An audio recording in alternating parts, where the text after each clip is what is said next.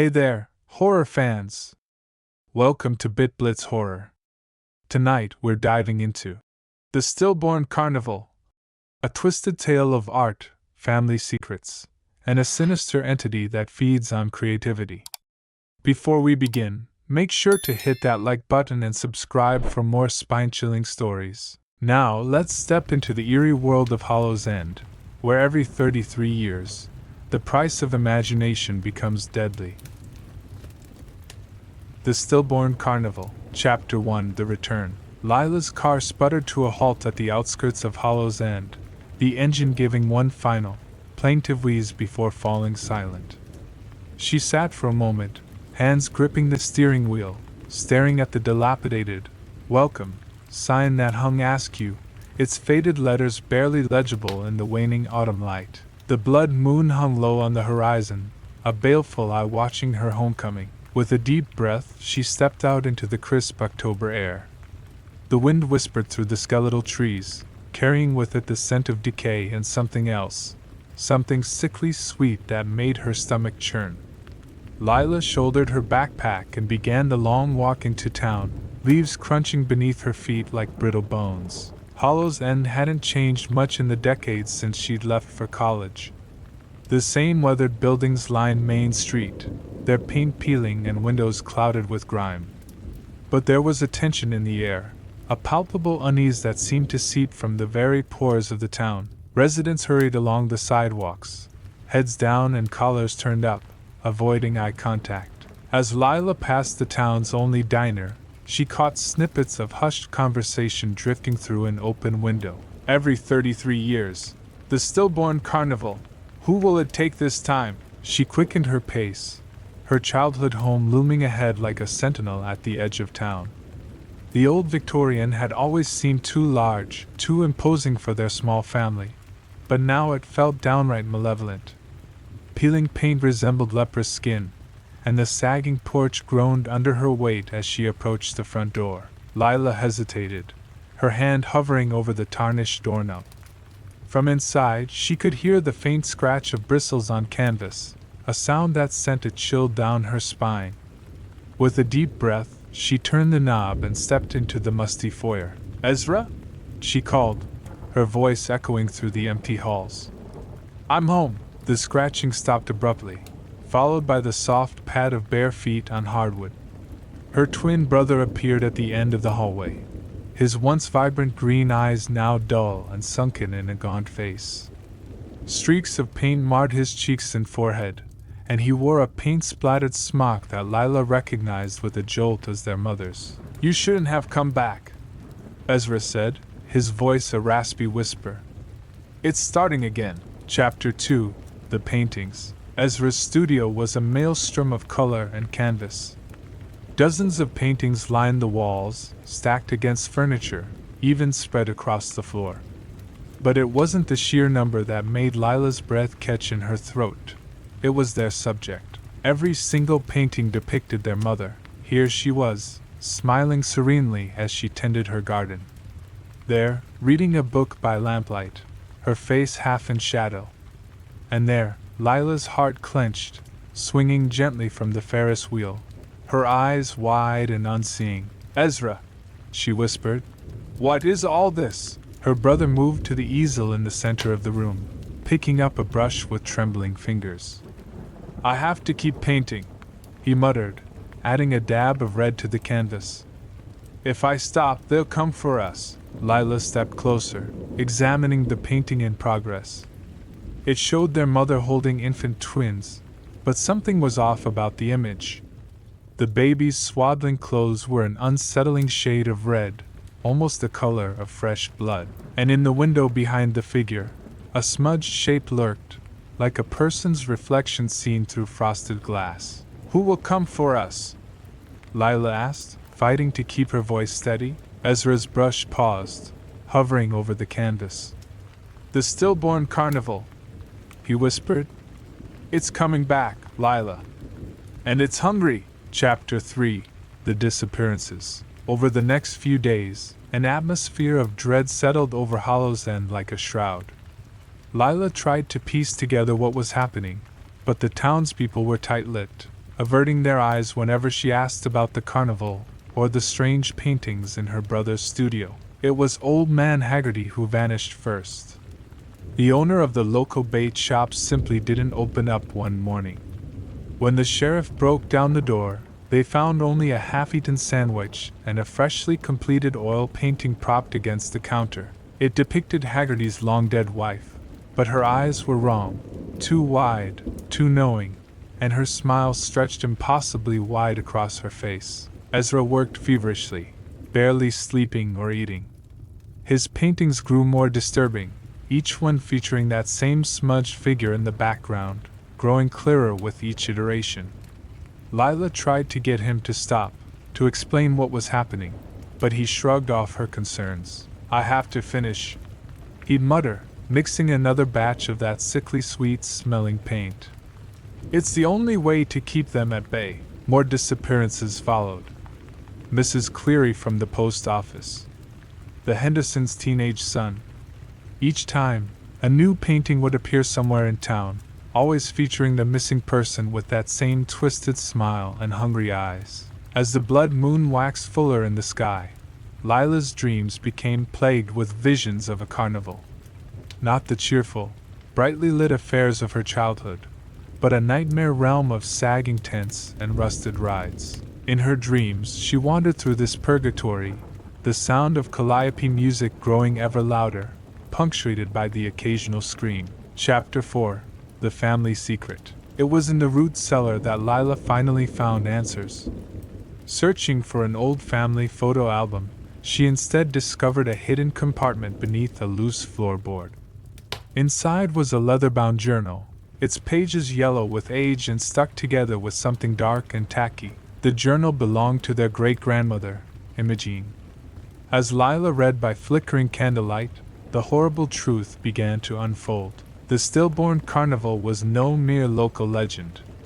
It was a hungry entity, a parasite that fed on creativity and life itself. Every 33 years, it would manifest in Hollow's End, drawn by the latent artistic talent that ran in certain bloodlines, including their own. Imogene had been the first to strike a bargain with the carnival. In 1926, she had offered up her magnum opus, a series of paintings that captured the very essence of human emotion, in exchange for the carnival's retreat. But such deals came with a price. The carnival would return, again and again, demanding new sacrifices. Those with the gift could temporarily sate its hunger through their art, but eventually, a greater offering would be required. A life, freely given, to bind the carnival for another 33 years. Lila's hands shook as she read the final entry, dated just days before her mother's suicide. "The hunger grows. My paintings no longer satisfy. I see now what must be done, what has always been destined. May my children forgive me for the burden I place upon them." Chapter 5. The Approaching Storm. As October drew to a close, the air in Hollow's End grew thick with foreboding. Lila could feel the carnival's presence now, a malevolent force pressing against the veil of reality. Ezra's paintings had taken on a life of their own, the figures within seeming to shift and move when viewed from the corner of one's eye. The latest canvas showed Lila herself, palette knife in hand, standing over Ezra's prone form. Blood, real blood, Lila realized with horror, had been mixed into the paint, giving it a glistening, organic quality. "It's almost time," Ezra said, his voice devoid of emotion. "The carnival will be here soon. We have to be ready." Lila clutched the journal to her chest. "Ready for what?" "Ezra, we can't let this happen again. We have to find a way to stop it for good." Her brother turned to her, his eyes fever bright. "Stop it? Don't you see, Lila? We can't stop it. We can only feed it, and hope it goes back to sleep." A scream from outside interrupted their argument. Lila rushed to the window to see a crowd gathering in the town square.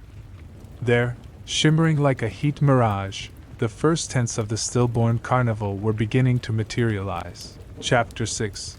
The Carnival Arrives. The blood moon reached its zenith as the Stillborn Carnival fully manifested in Hollow's End.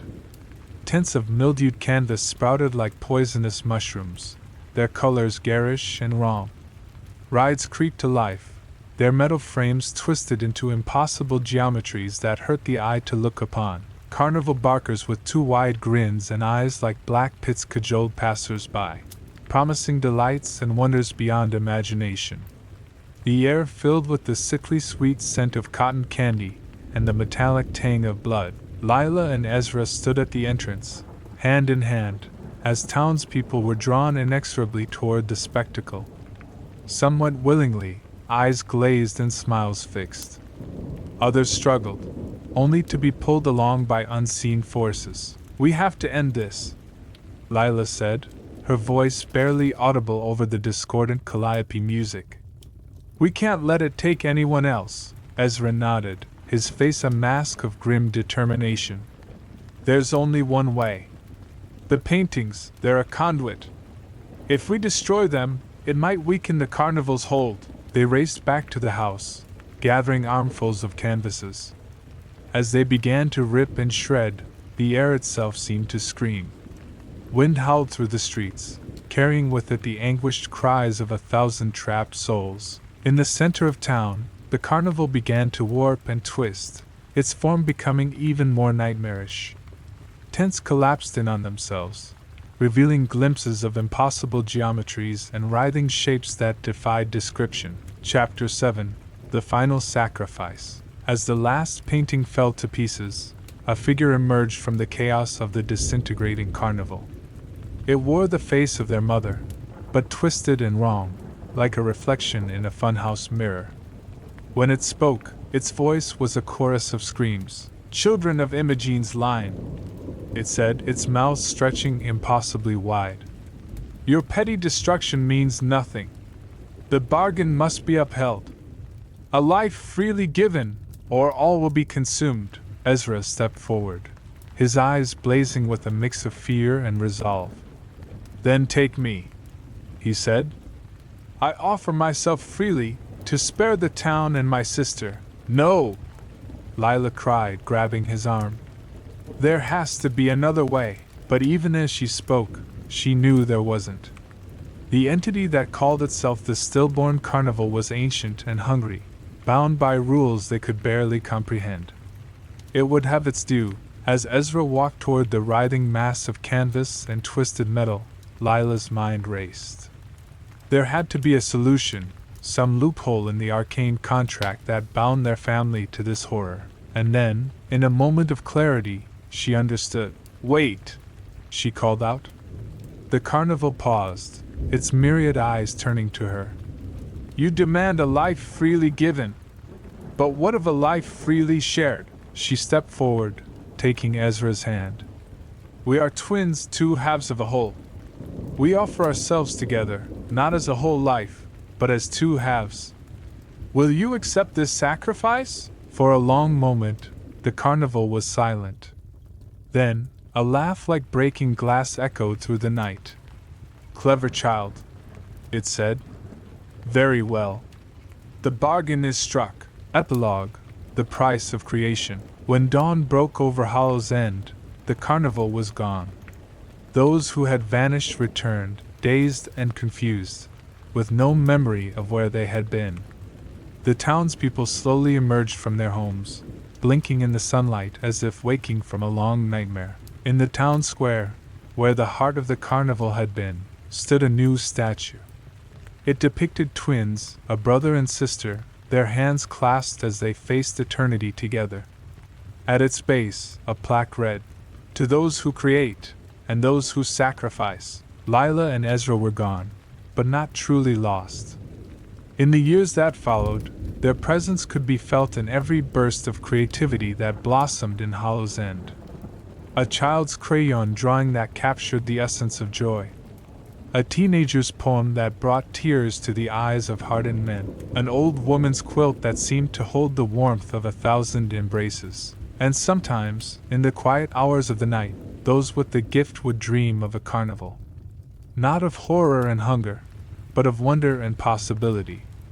For in striking their bargain, Lila and Ezra had transformed the Stillborn Carnival into something new, a wellspring of inspiration, fueled by their eternal dance between creation and sacrifice. The blood moon would come again in 33 years. But this time, Hollow's End would be ready. Not with fear and dread, but with open hearts and minds, eager to embrace the magic that lived in the space between reality and dreams. For that is the true power of art, to take our darkest nightmares and transform them into things of beauty. And in Hollow's End, that transformation would endure for generations to come.